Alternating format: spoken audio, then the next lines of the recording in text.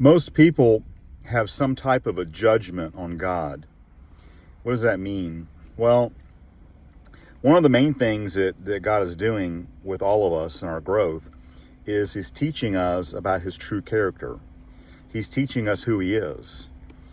But a lot of people, especially people that might be early in their faith, just have judgments on God. In other words, they determine that God is a certain way or His character is a certain way, and it's just not true. A lot of times, not all the time, but a lot of times, the way that your father was and your relationship with your father and how you felt about your father and how your father treated you can affect how you see God and how you believe that He relates to you and how you see Him. Also, coupled with that is how you relate to the world. So, for example, the world. When I say the world, I'm talking about people at large, okay? Let's say that you go someplace and you're in a room with a lot of people, okay? A lot of strangers you don't know.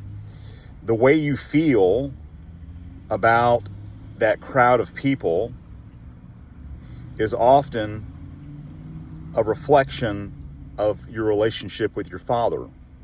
So if you feel in a crowd of people, or the way you view the world, that you're distant and they are indifferent or they're dangerous, right? The crowd of people, or just the world in general, strangers you might meet on the street, oftentimes that's a result of your relationship with your father and how you viewed him.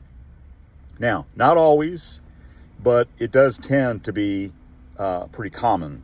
And a lot of things can affect all this based on how much restoration you've had. And of course, things in your environment and people you're around can affect and change all these things through the years. But judgments on God, if you feel like that God is only to be feared, and you're not aware of His love, then that's a judgment on God. You feel like He's only terrible, and He's only a force to be reckoned with, so to speak. And He's only judgment, and only fury, and only retribution.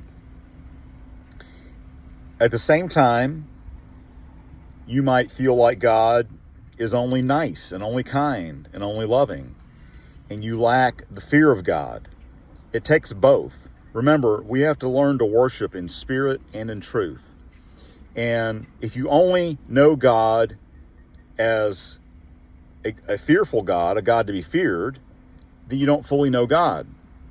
And if you only know God as loving and kind, and you don't have the fear of the Lord, then you don't fully know God. And so we have to know both, and we have to know both in reality. So these judgments that people have on God are often hindrances to the relationship with God. So if you believe that God is only to be feared and He is a judge only, which may often come from your father again, if that's all you know, then you're going to tend to relate to Him in a certain way. You might feel distance from God. The idea of God loving you or a father loving you is foreign to you. It's not something that you're very aware of. And so your relationship with God, therefore your Christianity, is going to be limited in many ways. Again, on the flip side of that, if God is only love and He's only kind, then you're going to tend to not have the fear of the Lord. And so a lot of times what you choose doesn't matter because He just winks at your sin, right? And God's not like that. He is both terrible and He is a judge. He's to be feared. He's an all-consuming fire, and He's kind, and He's merciful, and He's good, and He's gentle. So God is both, and we have to be able to embrace both in order to truly know God. Your flesh, again, there's the flesh, will prefer one or the other. Okay? You'll tend to gravitate and default towards God as either a terrible, righteous judge, right? Or he is only a loving, kind, sweet, father figure.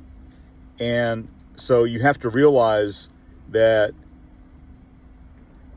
all of those can be skewed, and all those ideas, even your ideas of the fear of the Lord, if you have the fear of the Lord, need to be refined. And your ideas of a loving father often need to be refined and altered to be accurate according to Scripture. So, food for thought, something else to think about and consider. We'll see you on the next video.